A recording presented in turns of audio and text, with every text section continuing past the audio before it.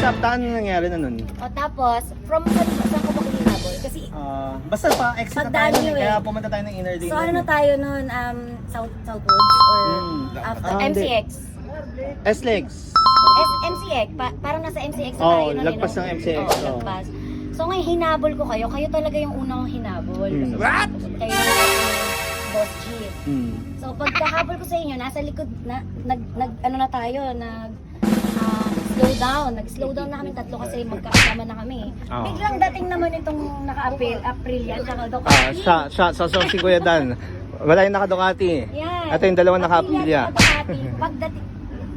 Paglagpas sila sa akin, dahil chill na tayo, tatlo, sila naman yung hinabol ko.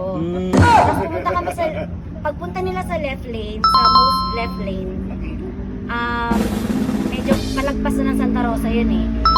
Kumanan sila, and then sinundan ko sila. Hindi ko na may lubak.